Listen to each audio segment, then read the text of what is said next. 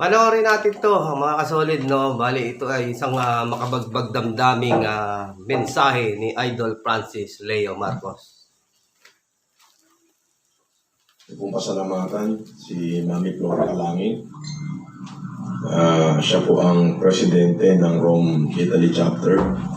At syempre si Nelson Rabang, Ludivina Labolera, si Ma'am Nina Prusio, Roy Peñalosa, Violeta Andal, Corazon Dizon, Sara Junabel, Leticia Marcos, Pasti Guzman, Misty Valencia, Alfredo Andal, Shara Andal, Imelda Lagindam, Mary Malijan, Marilo Aguilar, Mary Ann Arenas, Geraldine Agdoval, Mediatrix Magtibay, Amor Hernandez, Regina Fernandez, Evelyn Villapando, Noemi Dayawon, Emeteria Castillo, Lea Canonigo, Elizabeth Badayos, Loida Rubrica, Beverly Yakap Panina. Maraming salamat po sa inyo. Alam niyo po, Mami Flora at si Ma'am Nina Prusio, kayo po ay naging bahagi ng aking buhay. Siguro po, wala na akong mahihiling sa Diyos, kundi ipagpapatuloy ko na lamang po yung nasimulan natin pagtulong dun sa mga taong nangangailangan. Huwag na po nating pag-usapan yung aking pagkakakulong. Ito po ay may halong pait, ngunit ito po ay naging bahagi ng aking buhay. At ito po ay magiging pundasyon para sa akin kung paano po uli ako magsisimulang bumangon at ipagpatuloy ang mga layuning nasimulan ko nung una. Yung layuning makatulong lang sa ating mga kababayang nangangailangan. At siguro po, sabi ko nga, to all my supporters who supported me through the years, especially the previous election, we might not be able to achieve victory, but the 5 million vote who supported me through the years is enough to consider myself as a winner. Not in politics, but a champion in the hearts of my people and my supporters. However, deep in my heart, I really don't want to be a politician. It is not my business, and it is not my forte. I just wanted to help everyone as much as possible, regardless of race, creed, and religion, regardless of colors. Everybody must help one another. Filipinos are like that because we always wanted to live by each other's happiness. We do not want to live by each other's misery. We do not hate and despise one another. In our country, there is a place for everyone. And the beautiful world is bounty of good seeds that can provide for everyone. The road of life could be at liberty and wonderful, but many of our brothers and sisters have lost the way. Why? What I have learned is greediness to pain, power, and wealth have poisoned our souls. And those ambitious men barricaded the world with hate. And foolish individuals drag us into misunderstanding and misery. This generation, people develop so much technology, but they almost lost humanity. Our knowledge has made us cynical. Our cleverness made us skeptical. We always strive for the best, but sometimes we feel too less. need humanity more than technology. We need kindness and gentleness better than cleverness. Because the absence of these qualities in the heart of man, life will be savage and all will be lost. Again, as I have said in my previous statement,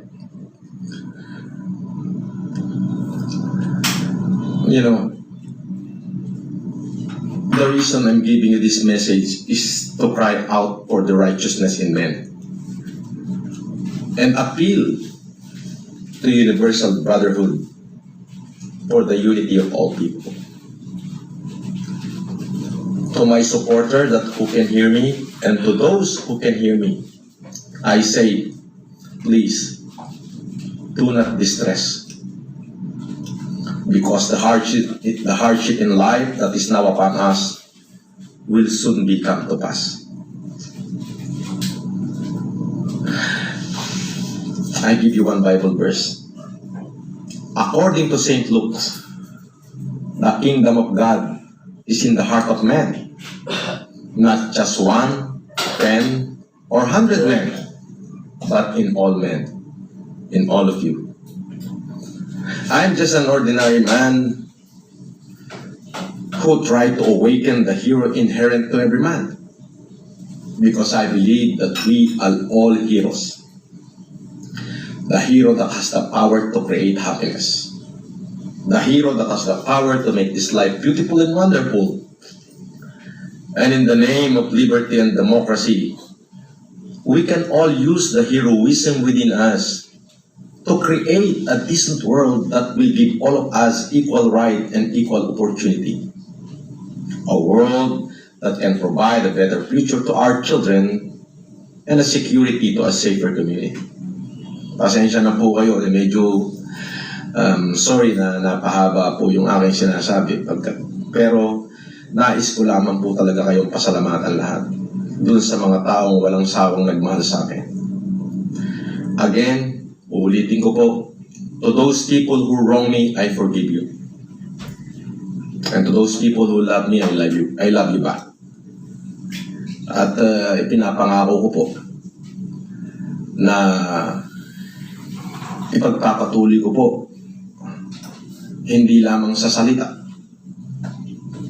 kundi sa gawa, at isasabuhay ko na ang pagtulong natin sa abot ng aking kakayanan lamang po sa ating mga kababayang nangangailangan. At nais ko rin kong pasalamatan yung aking mga mami, yung mga tsahin ko, si Mami Edith, yung nasa London, at saka si Daddy Apple. Ma, Dad, maraming salamat po. Buwan-buwan umuwi kayo sa Pilipinas, you spend a lot of money for ticket just to visit me in jail. At hindi ko po sasayangin ito. Si Mami Selly, si Ma'am Merly, si Ma'am Dakel Gabina, at yung pinaka-paborito kong ina, si Melita Quilates, at yung kamukhang-kamukha ko, si Eddie. Salamat po. Maraming salamat po. Ganoon na rin po kila Ma'am Karen Whitmore, kila Kuraming Kay, Ma'am Arlene Ularte. Wala po akong listahan eh. Ito lang mga natatandaan ko kung pangalan yung nasa isip ko. At hindi pa naman po dito may susunod pa ho. Yung hindi ko mababati, babatiin ko sa mga susunod ko pang live. Sa lahat ng supporter ko na yung iba halos niyurakan na andito na po ako, let me carry the burden. At syempre, yung mga kaibigan ko na minahal ako at kahit nasa kulungan, pumupunta sila para ibus yung moral ko. Si Neil Arce, I love you back. Si Alvin Chio, I love you bro. At sa lahat, at meron din naman ako mga kaibigan na alam mo na, medyo tinakbuhan ako at nag-take advantage dun sa pagkakakulong ko, ay napatawad ko na po sila. Yung pera, madali pong kitain yun eh. Ang mahirap pong hanapin yung totoong taong magmamahal sa'yo. And the measure of a man, hindi po dun sa kanyang comfort zone at sa kanyang tagumpay. The measure of a man is kung paano po niya i-handle ang mabigat na problema in the midst of controversy. At hindi ko po yan malalampasan kung wala kayong lahat. Kaya sobrang pasasalamat ko po sa inyo. Kila Clarita Di Mayuga, Mac Di Mayuga, Macario. At siyempre yung mga FFCA dyan sa Macau, sila Sharon Agoncillo. Hindi ko, pagdating ng listahan siguro sa akin, isa-isahin ko kayo. Sila yung magkapatid na Samira at Sani Aguilar, yung mga taga-Brunei, sila Dionit Madria, mga sila Rosalina Lemi. Of course, yung mga taga Pure Heart USA, sila Caroline, Chris Weber, Emily Antonio, Jessica de la Calzada, sa lahat, maraming salamat po. Ayun po, sino pa ba? Yung mga taga-Canada, si paring Gerard Tinana, at syempre, yung kaibigan ko na si Vincent Sendanya, pare, salamat sa pagdalaw mo sa akin. At ininom ko na yung blue label na iniwan mo sa akin bago ako pumunta ng US. Ayun po, at salamat din po sa mga viewers na nandito ngayon. Doon po sa mga hindi ko po nababanggit na pangalan, hinihintay ko lang po yung listahan kasi napakadami niyo po eh. It's almost 1 million po kayong supporter ko eh. Bakit may lumalabas na ano ba? Parang ano ko? Automatic mo. Automatic? Ang dami na dito. Ganun ba? Sorry. Hindi na ako marunong eh. Nang tayo mo. 3 taon, 7 buwan akong nakakulong. Anyway, ang kulungan ko ay naging bahagi siya ng aking buhay. Kumbaga, marami po siyang itinuro sa akin. Imbis na magtanim ako ng galit, ay mas mamatamisin ko na po na mas mabuting tao pa at maging karapat dapat hindi lamang sa mata ng aking pamilya at mga tauhan, hindi lamang sa mata ng tao, pati sa mata ng Diyos. So yung pong pagkakabilanggo ko, imbis po na magtanim ako ng sama ng loob, ay mas minabuti ko na lamang po na mas maging mabuting tao pa, hindi lamang sa mata ng tao, kundi sa mata ng Diyos. At hindi ko po yun magagawa lahat kung wala po kayong mga taong nagmahal sa akin, nagpakita ng suporta. Thank you for bringing out the best in me. Thank you for showing me your special care. And most especially, thank you for loving me. And I love you back. At of course, kukunin ko na rin yung pagkakataon na to na para pasalamatan yung business partner ko na yung tiwala niya sa akin 100% na kahit nasa kulungan ako ay yung pagtitiwala niya sa kabila ng batikos na inaabot ko, pati yung mga anak ko binabatikos, yung mga anak ko na nag-aaral at nabubuli at sinasabing anak ka ng isang kriminal. Hindi po naging madali para sa kanila. Ngunit nalampasan po nila yun. Hindi po yun makakayanan ng aking mga anak kung wala po kayong mga tao na tumatawag sa kanila at nagko-comfort sa kanila at nagsasabing hindi ganun ang inyong ama. Lahat po ng pinagdaanan ko na yun ay nalampasan ko ng dahil sa pagmamahal ninyo lahat. Kayo po yung nagbibigay sa akin ng lakas. Salamat po sa pagdalaw sa aking bilangguan, pagdadala ng pagkain sa akin, pagdarasal para sa akin. Dininig na po ng Diyos ang inyong mga panalangin. Andito na po ako, kasama niyo na po ako, at makakasama niyo po uli ako para matulungan natin yung mga liblib na pook sa ating bayan. Actually po, lumaya po ako ng 19 ng Disyembre.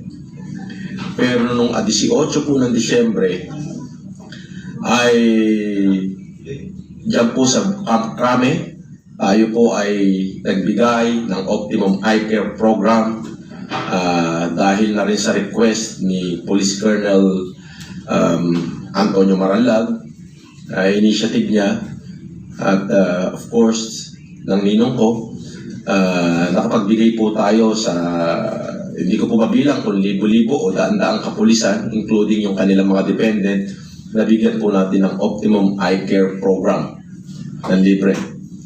Kaya po, yun po, yan po ang pagpasensahan nyo na po doon sa mga kapulisan at sa kanilang mga dependent na tumanggap ng aking tulong, na yan po yung aming nakayanan. Ngunit, maliit man po yan, yan po ay galing sa kaibuturan ng aking puso. Kasama ko yung mga doktor at yung mga nag-organize niyan. Maliit man po sa inyong paningin, pero yan po ay galing sa mga pawis na mga taong nagsama-sama para po maipagkaloob ang small gesture of affection nang maramdaman niyo po na may mga taong nagmamahal sa inyo at naniniwala sa kakayahan ng mga kapulisan. At ganoon na rin po yung mga gusto ko pong mag-shoutout sandali. Hiram nga niya. Gusto kong mag-shoutout yung mga nandito. Ayan, si Arlene Atenciana, Juliet Letim, Eva Di Guzman, maraming salamat. Jocelyn Reños, maraming salamat. Den Cablores, maraming salamat. At syempre si Manuel Pangan, si Golf Stewart, maraming salamat. Hermano Golf Stewart, maraming salamat. Si Jocelyn, Walter Calantaol, Job de Silios, Milagros Roldan, hindi ko mabasa to, baliktad yung pangalan, sorry po Jamila Lagat, at syempre sila Caroline, sila Mark Magat, si Zaza, ayun like ko ayun, bumalik, okay, sorry, baka pwede ako makiusap, huwag muna kayong tumawag sa messenger. At ako po'y meron lang konting pasasalamat dito sa ating mga supporters. Namnama Digay. Yan. Thank you, Vincent Yodela Octavio. Ang galing mo, may ano ko. Si Jancy Gutter. Oy, Jancy. Okay. Dahan-dahan. Mukhang nagater ka na, Jancy, ha? Yung mag-asawang Macario at Clarita Di Mayoga. Anyway, yun nga po, gusto kong pasalamatan si Chilikita Kapatingan. Salamat sa suporta at pagmamahal na binigay mo. At God wills it.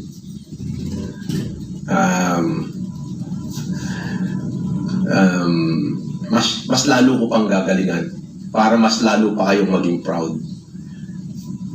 Yun po. At kung ano man po yung magiging kita ng aking mga hanap buhay at maliit na negosyo, sinabi ko na po yan sa aking associate na ipamigay na lamang po sa tao.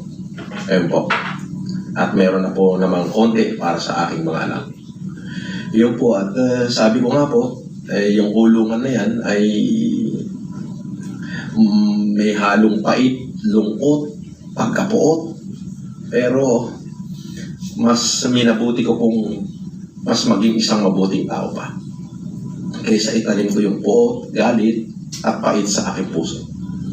Yun po ay nagbigay ng sigla sa akin para lalo pa magpursige na mas maraming maabot. Katulad po ko kahapon, ako po ay tinanong nung mga press na kaibigan ko. Pero nakiusap po ako na wag na, ayoko na magpa-press ko. Isa lamang po yung sagot ko sa kanila. Ang sabi ko po ay yan ay lumipas na. At walang pait sa puso ko. At nilinis ng Diyos yung puso ko. Masyado pong malinis. Kaya po, sabi ko nga, sabi nila, hindi ka ba gaganti? Sabi ko, hindi na. Sabi nila, paano yung mga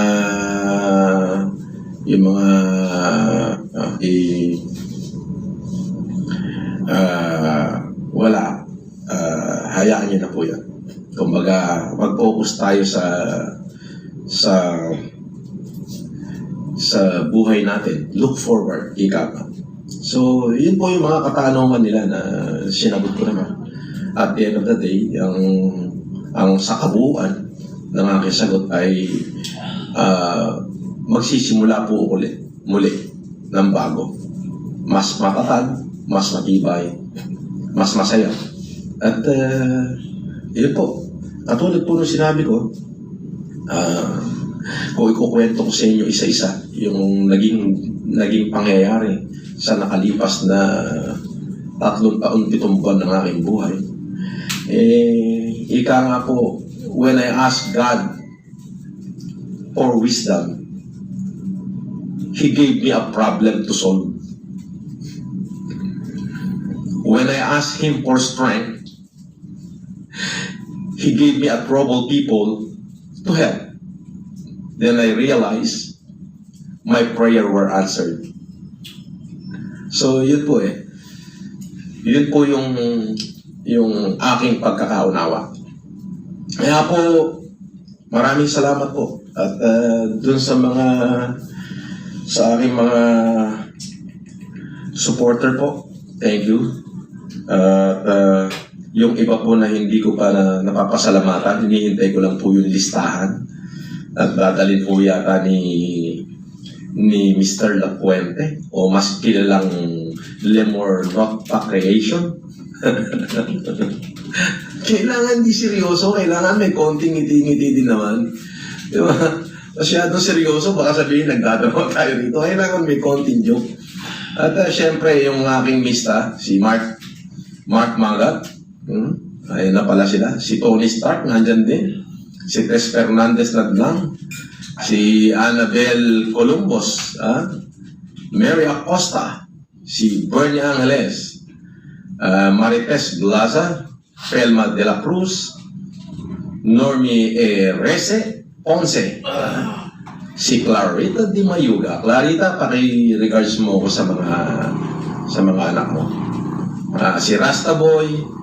Si Marlene Monje Klein. Oy, ayun pala, Marlene Monje Klein. Si Jack Piday. Si Ed Biray. Siyempre, si Udong-Udong. Si Bayo. Nandito ba? Nanonood pala. O yung, meron ako dito engineer. Lester de Chavez. Alright. Shout out. Ba't nag-shout out ako? Hindi naman dapat ako mag-shout out. Magpapasalamat lang ako. Ano ka ba? Naging comedy tuloy itong live natin. Benok, pambira. Huwag ka na magtaas ng papel dyan. Okay. Dennis Sagun. Salamat po. Sharon Agoncillo. Eva de Guzman. Mels Alcodia. Yun. Si Salve Balaoro. Sara Junabel. Natandaan ko yung mga taong na nagma-support sa akin. At nga pala po, dyan sa Isabela, baka po ngayon January 15, yung Police Provincial Office po ng Ilagan Isabela under Colonel Joel Dulin, ay kami po ay magbibigay ng Optimum Eye Care Program sa lahat po ng police dyan sa Police Provincial Office ng Isabela, including po yung kanilang mga dependent. So, katulad po ng sinabi ko, bigay din tayo, may konting bigas din doon. Isang sako bawat isa ng 25 kilos lang. Yun lang po yung kaya natin. Ay gagawin po natin yan. So, natapos tayo ng Camp Rami ng 18, di ba? Yes. Tapos 19 tumaya ako. 19. Yun Ngayon naman, sa Region 2 naman po tayo. Ayun, at syempre po, yung mga pamilya ko, nais kong pasalamatan yung mga anak ko yung ninang ko sa Peña Blanca, Mayor at Vice Mayor at si Mayor. Okay, copy na. Ninong Intoy Taginod at yung ninang ko na si Marlene Taginod, si Mayora. Ninang, maraming salamat po sa pagmamahal at pagsuporta sa akin through the years. At syempre po, yung ninong ko dyan sa Ramon, si Jesus Ladaran, Ninong Mayor, salamat po, Tang. Ito na po yung anak mo, nakalaya na. At sa mga nasa Japan, yung anak ko, si Franz, si Emmy, si Dayan, Dave, mahal ko kayo, anak. At lumaki kayong mabuting tao. Hindi baling walang matira sa inyo. Basta makatulong kayo sa iba. Mamahalin kayo ng Diyos. At Marilo Latigo is watching. Randy Genovesa, thank you. Hindi ko na bilis. Jonathan Gabriel Oria, salamat. Sabi, totoo bang live talaga to? Welcome back po. Ay hindi, recording lang ito.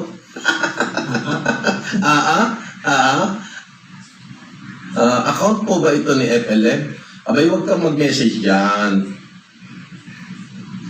At syempre, Raymart Pascual, Richard Aris Castillo, at of course, sa lahat ng mga butler ko dito, mamaya ko na sasabihin kung nasan ako. Baka dumugin ako ng tao dito. At Nida Ay, Jai Ram, at sa inyo lahat, yun sa Hong Kong pala, sila Hani Asia, Nida Bautista, sa lahat ng kasamahan niyo dyan, maraming salamat. At si Jubert Balanga, maraming salamat. Si Pinoy Farmer in Italy, maraming salamat. At hinihintay ko lang talaga po yung listahan. At para papasalamatan ko kayong lahat. Right? Sila Flory Malyari, thank you. Si Gloria Mesa, thank you. Maria Wright, ma'am, thank you. Mami Marley, thank you. At lahat ng mga nasa Luna, Cagayan, uuwi ako dyan. At syempre, yung mga tauhan ko dyan sa Isabela, sila Harvey Sagaysay, si Isyong, mabuhay kayo. At kahit naman nawala si boss, may sweldo naman kayo, si G, okay, si Chel Dulin, at yung mga anak niya. Maraming salamat. Maricel Clay, Macam, thank you for watching. Milagros, thank you. Merlita Tandok, thank you. Ayan. Brandy Fronda, thank you.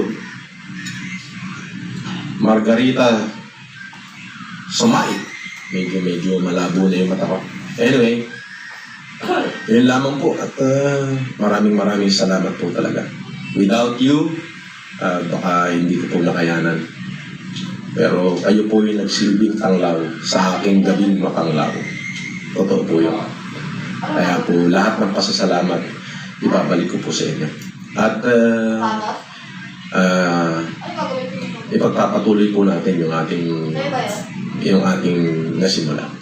Yan na po ay naging mantra na po ng buhay natin yan. Yung pagtulong. Alam niyo po, yung nakulong ako, mahirap kong paniwalaan pero marami po akong nakita ron na medyo kakulangan sa mga kulungan. Kaya po tumulong po tayo. Monthly, nagbibigay po tayo ng kahit 30 sakong bigas sa City Jail ng San Juan. Ganun na rin po yung City Jail ng Mandaluyong under Major Joey Ginesera at Captain Padua. At of course po, yung ating commitment sa Manila District Jail Annex 2, yung monthly po na rice provision na binibigay ko dyan na 100 sacks a month or 1,000 sacks a year po yung commitment. Dahil kahit po nandito na ako sa labas, tuloy po yung commitment ko na yan. Yan po ay hindi para sa mga, hindi po yan para sa mga jail guard, Mga ginto, kundi yan po ay para doon sa mga bilanggo na walang dumadalaw. Yung pong bigas na ibinibigay natin. At nagpapasalamat po ako sa Semay de Esperanza Foundation, Siya nga yung tagapagmalay. Cebu Base Foundation, at sila po ay katulong ko upang matugunan yung pangangailangan ng mga Kaya nga siya ini... kapuspalad nating PDL or person deprived of liberty. Ako po ay bilanggo din at naging bilanggo. Kaya po parang ang hirap-hirap po sa isang bilanggo na humarap muli sa lipunan. Na para bagang ang tingin sa amin ay kriminal na masyadong makasalanan. Lalo na ho nung nandun kami sa loob ng kulungan. Ang pakiramdam po ng aking pamilya at ng mga taong nagmamahal sa akin ay ako po ay para bagang dugong kriminal. Na yun po. Kaya ramdam ko po yung katatayuan ng isang bilanggo. At yun po naman ay hindi ko po kayang lampasan kung wala po kayo na talagang nagmamahal sa akin at nakakaintindi. Hindi ko po kayang humarap muli sa lipunan bilang ako kung wala kayo. Kayong mga tao na naniniwala sa akin. Kaya hindi ko po kayo bibigoin. Yun po. At yun lamang po. Maraming salamat po sa inyo lahat. Doon sa mga naging kaibigan ko dyan, si Belen, si Jongko, si Sumalde, sino pa ba? Biglang naging makakalimutin ako Sino pa ba? Si Arisa, o si Magno, o yun. At sa inyo lahat, alam nyo na yun, huwag na kayo magpa-shoutout. At least, alam ko sa puso ko na nandiyan kayo.